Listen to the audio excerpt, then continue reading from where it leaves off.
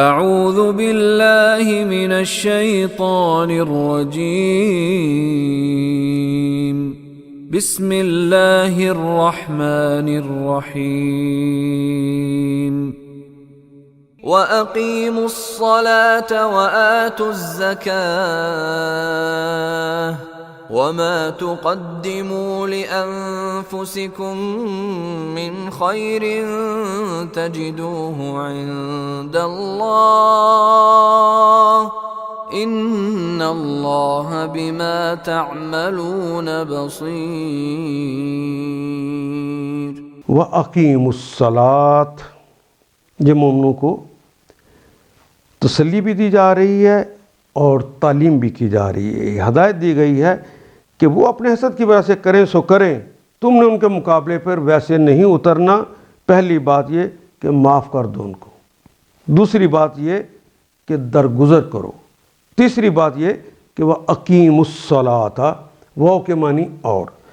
واو الف جمع کی علامت ہے آخر پہ، اور اقامہ یقیمو تو کہتے ہیں قائم کرنے کو، اقامہ اس نے قائم کیا، یقیمو وہ قائم کرتا ہے یا کرے گا، اور واو الف جمع کی علامت وہ سب قائم کرتے ہیں یا کریں گے۔ پہلا الف جو ہے یہ تو امر کے لیے آ گیا کہ اقم نماز کو قائم کر، اقیمو تم سب نماز کو قائم کرو، الصلاۃ نماز کو، وآتو واو الف جمع کی علامت آتا یاتی کہتے ہیں عطا کرنا، وآتو اور عطا کرو الزکاۃ زکوٰۃ کو، یعنی وہ جو اللہ نے حکم دے رکھا ہے کہ اپنے مال سے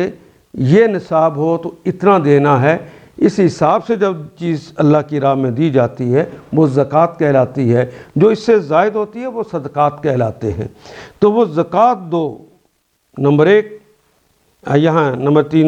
نماز کو قائم کرو، وآتوا الزکاۃ اور اس زکوٰۃ کو یہ مطلقاً کہا ہے، صرف مال کی زکوٰۃ نہیں، وہ جو صلاحیتیں دی ہیں اس کی بھی زکوٰۃ، وہ جو اولاد دی ہے اس کی بھی زکوٰۃ، اس سب کو اللہ کی راہ میں لگانا ہے۔ وما تقدموا واو کے معنی اور، ما جو، تقدموا قدم یقدموا تقدیماً تو اردو میں بھی استعمال کرتے ہیں، تقدیم و تاخیر کا کلمہ اردو میں استعمال کرتے ہیں، جو تم پیش کرتے ہو، جو تم آگے بھیجتے ہو، لِأَنفُسِكُمْ لام کے لیے، انفس نفس کی جمع ہے نا، لِأَنفُسِكُمْ اپنی جانوں کے لیے، جو کچھ نیکی کر کے، جو تم بھلے کام کر کے، وہ جو زکاتیں اور تم نے نمازوں کو قائم کیا ہے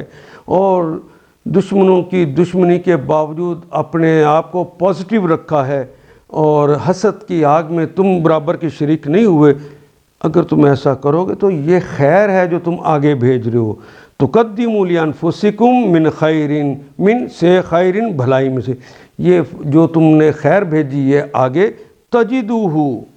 واجدہ یجدو، واجدہ اس نے پایا، یجدو وہ پاتا ہے یا پائے گا، تجدو تم پاتے ہو یا پاؤ گے، اجدو میں پاتا ہوں یا پاؤں گا، نجدو ہم پاتے ہیں یا پائیں گے۔ یہاں تجدو آ گیا، تم پاتے ہو یا پاؤ گے، اور واو الف تو جمع کی علامت ہے، تم سب پاتے ہو یا پاؤ گے، آگے ہو آ گیا ہے، اور ہم نے پڑھا تھا کہ واو الف، واو نون، یا نون، یا مثنیٰ کی علامتوں میں الف نون اور یا نون، یہ اگر آ جائیں، ان کے بعد اگر ہو، ہا، ہما، ہم، ہننا، کا، کی، کما، کم، کننا، یا متکلم مفرد کے لیے یا نا متکلم جمع کے لیے، یہ جو ضمیریں ہیں ان میں سے کوئی ایک ضمیر آ جائے تو اس کا دوسرا حرف جو ہوتا ہے، واو نون کا دوسرا حرف نون، واو الف کا دوسرا حرف الف، یا نون کا دوسرا حرف نون، یہ حذف ہو جاتے ہیں۔ تجدوہ اس لیے واو کے بعد الف یہاں پہ نہیں آیا، تجدوہ تم پاتے ہو اس کو، یعنی وہ جو نیکی تم نے آگے بھیجی ہوئی ہے تم اس کو پاتے ہو یا پاؤ گے، عند اللہ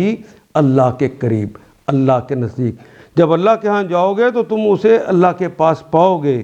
ان اللہ، انا بے شک اللہ، اللہ بما تعملون، بے کے متعلق با کے 14 معنی ہم پڑھے تھے، تو با کے ایک معنی کے متعلق بھی ہوتا ہے، ما کا مطلب جو،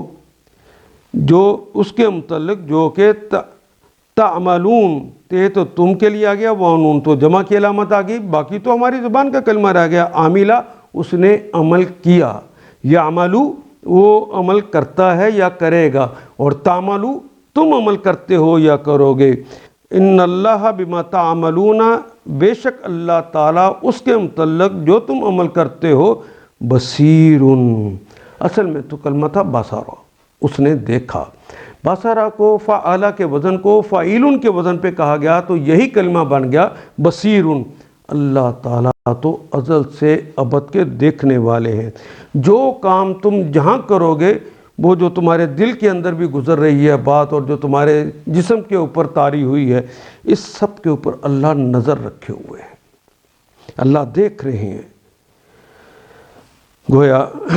آیت نمبر 110 میں کہا گیا کہ نماز قائم کرو اور زکوٰۃ دو، تم اپنی عاقبت کے لیے جو بھلائی کما کر آگے بھیجو گے اللہ کے ہاں اسے موجود پاؤ گے، وہ ضائع نہیں ہوگی۔ جو کچھ تم کرتے ہو دنیا میں، جو نیکی کا کام کیا ہے، وہ سب اللہ کی نظر میں ہے۔ ان آیات کو ایک دفعہ پھر تلاوت خود کیجیے، عربی و مبین پڑھتے ہوئے دیکھیے، کیا بات پوری اندر اتر رہی ہے؟ کیا یہ اردو کے سانچے میں ڈھلتی گئی ہیں عبارتیں؟ اگر بات سمجھ آنی شروع ہو گئی تو الحمدللہ یہی ہمارا ہدف ہے، اور یہ ہدف پورا ہو گیا۔ اللہ میرا اور آپ کا حامی و ناصر۔ الف لام